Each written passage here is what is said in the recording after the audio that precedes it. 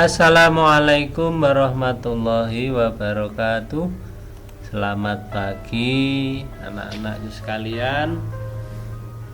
Apa kabar hari ini? Semoga kita senantiasa dalam lindungan Allah Subhanahu wa taala. Amin. Amin ya rabbal alamin. Anak-anakku sekalian, marilah kita lanjutkan pembelajaran hari ini, yaitu akidah akhlak, yaitu pembelajaran akidah akhlak. Nah, hari ini kita akan membahas tentang Asmaul Husna. Nah, anak-anak, mungkin kalian sudah sering mempelajari tentang Asmaul Husna. Asmaul Husna adalah apa? Nama-nama Allah yang bagus atau nama-nama Allah yang indah. Jadi tujuan pembelajaran kita kali ini adalah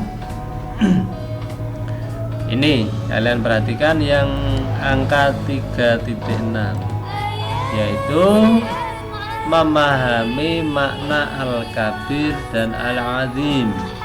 Jadi Asmaul Husna yang kita bahas hari ini ada dua, yaitu Al-Kabir dan Al-Azim.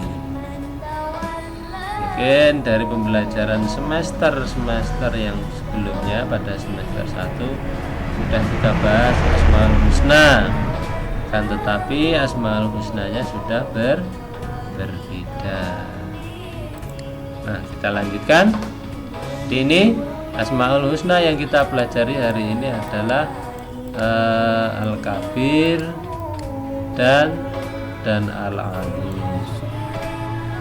Nah, sekarang mari kita amati bersama-sama. Di sini ada gambar apa? Di sini ada gambar seorang astronot yang berada di mana ini? Nah, ini ada di langit, ada di bulan ini kalau tidak salah ini ya. Nah, terus di sini ada langit yang sangat tinggi sekali, kelihatan ada seseorang yang ada di situ ya. Nah, dari sini dapat kita amati bahwa kekuasaan Allah itu sangat luar biasa sekali.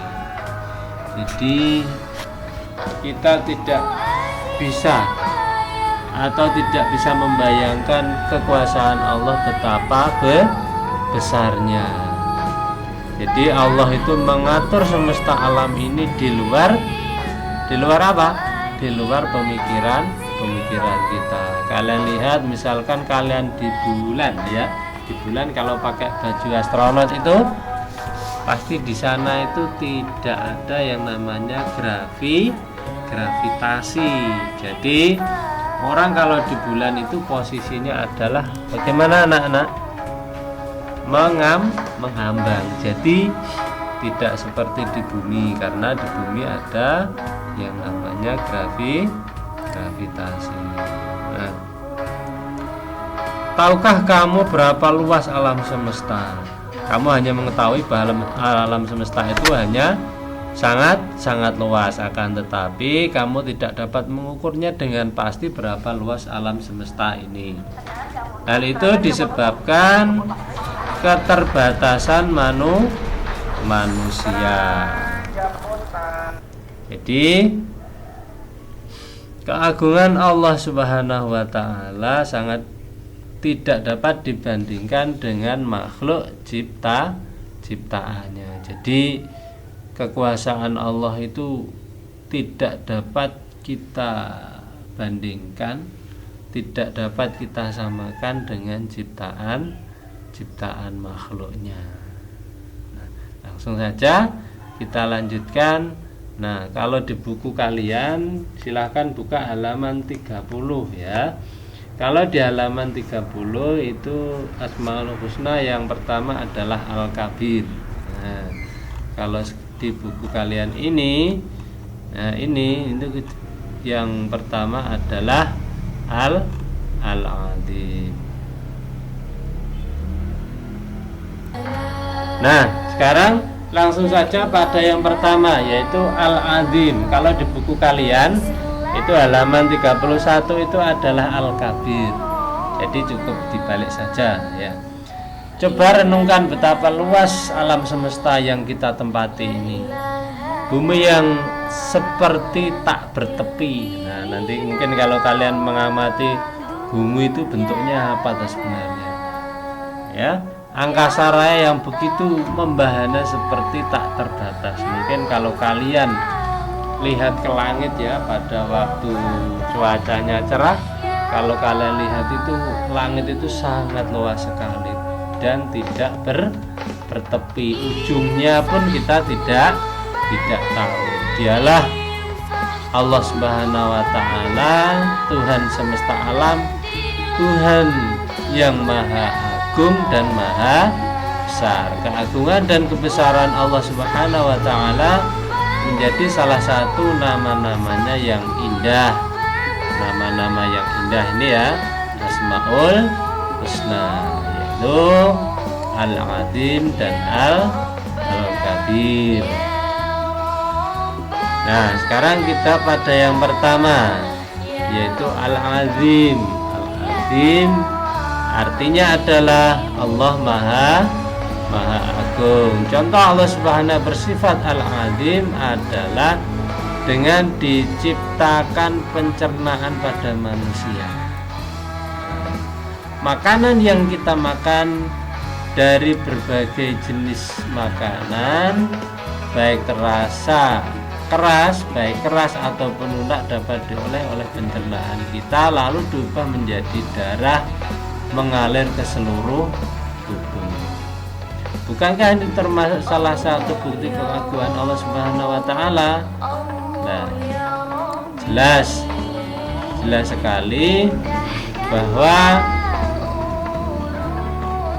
itu adalah salah satu contoh keagungan dari Allah Subhanahu wa taala. Kalau kita amati dan kita perhatikan, itu sangat tidak masuk akal sekali. Di dalam tubuh kita itu ada anak-anak, ada mesin pencernaan yang dapat mengubah nasi menjadi kekuatan, yang dapat merubah buah menjadi darah, yang dapat merubah nasi menjadi darah dan sebagainya.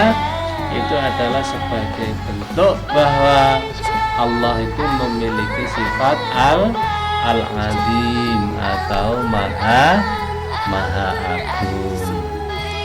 Nah, kita lanjutkan. Tahukah kamu seperti apa? Tahukah kamu berapa luas alam semesta? Kamu hanya mengetahui bahwa alam itu sangat luas, akan tetapi kamu tidak dapat mengukurnya dengan pasti bahwa luas alam semesta ini. Ini disebabkan keterbatasan panca indera yang kita miliki sehingga tidak mampu melihat letak ujung-ujung alam semesta.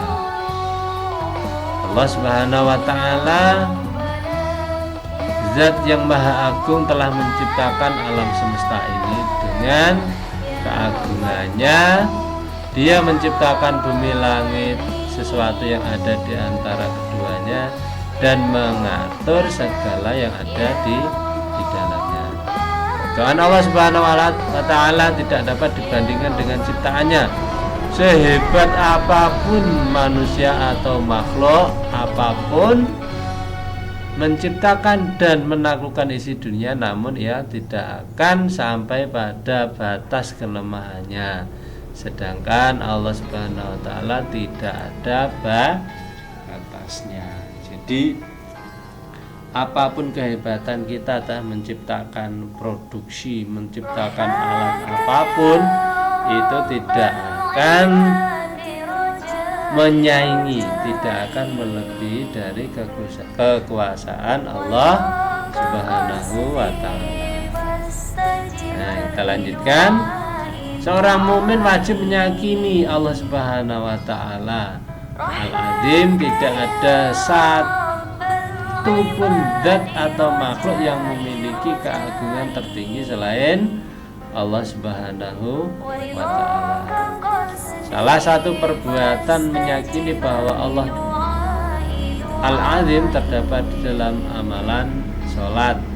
Nah, ini salah satu bentuk kita yakin bahwa Allah itu memiliki sifat Al-Azim, yaitu kita mempraktekkan pada waktu sholat, yaitu di saat kita rukuk kita membaca kalimat Subhana Rabbiyal Azim. Nanti kalau ada lanjutannya Subhana Rabbiyal Azimi wa bihamdi, yang artinya Subhana, maha suci Allah, maha suci Tuhanku yang maha agung.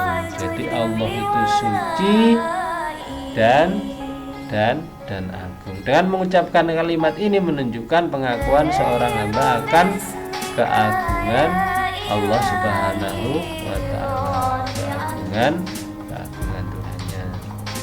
Nah, sekarang yang kedua, Al-Kabir. Al-Kabir adalah salah satu asmaul husna yang berarti Allah maha besar. Jadi tidak sama ya, agung sama besar. Kalau agung itu maha menciptakan segalanya, kalau maha besar, kebesaran Allah dibuktikan dengan ciptaannya yang sangat bermanfaat. Artinya maha besar itu ciptaan Allah yang bermanfaat bagi kelangsungan hidup manusia dan makhluk lainnya.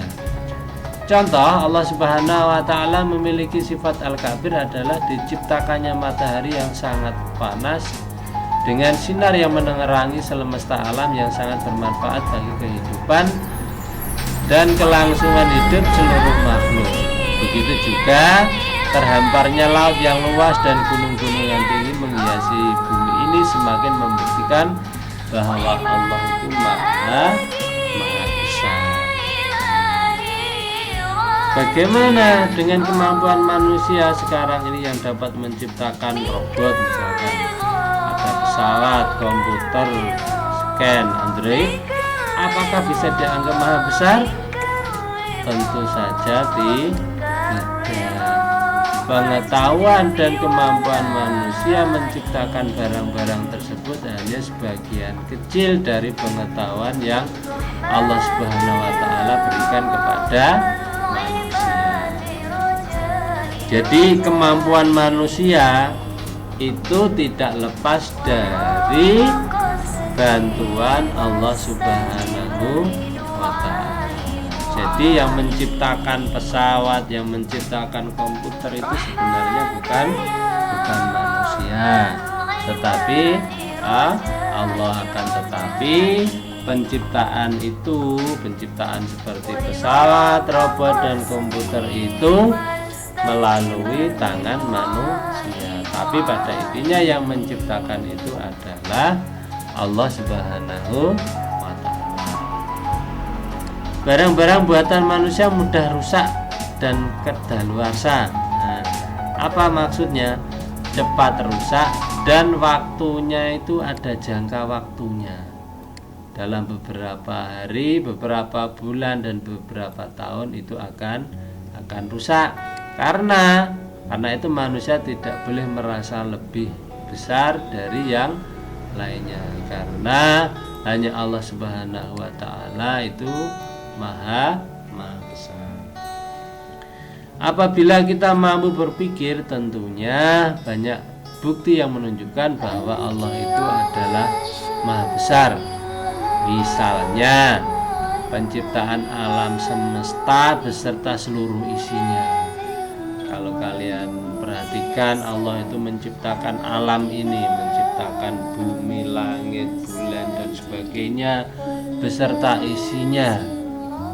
Allah menciptakan matahari dan bulan, keduanya berfungsi untuk menyinari bumi, berjalan pada orbitnya, berputar pada porosnya sendiri-sendiri dan tidak pernah berbenturan, tidak pernah bertabrakan. Allah menciptakan langit dan bumi diciptakan sebagai hamparan, dan langit diciptakan di atas bumi tanpa memiliki tiang penyangga. Mungkin kalau kalian lihat, bumi sebagai hamparan, langit diciptakan di atas bumi, langit diciptakan di atas bumi tanpa memiliki tiang penyangga. Kalau kalian lihat, kalian pandang ke langit, sebenarnya langit itu penyangganya apa? Kok tidak jatuh ke bumi? Nah, itu menunjukkan bahwa Allah itu memiliki sifat al-kabir, maha besar segalanya. Masihkah kita ragu bahwa Allah memiliki sifat al-kabir? Tidak. Bahwa kita meyakini bahwa Allah itu adalah memiliki sifat al-kabir. Dengan keyakinan ini kita mencontoh dan meneladani sifat al-kabir dalam kehidupan kita. Bagaimana caranya kita meneladani sifat al-kabir dalam kehidupan kita? Yaitu seorang hamba meneladani nama-nama al-kabir, dia akan selalu menghadirkan kebesaran dan keagungan Allah dalam kehidupannya. Bagaimana caranya? Caranya adalah ia akan selalu berusaha menghilangkan sikap sombong atau takabur. Maksudnya apa? Kita tidak akan merasa bahwa apa yang bisa kita lakukan itu adalah hasil dari kemampuan kita, melainkan apa yang kita kerjakan, apa yang kita lakukan itu hanyalah semata-mata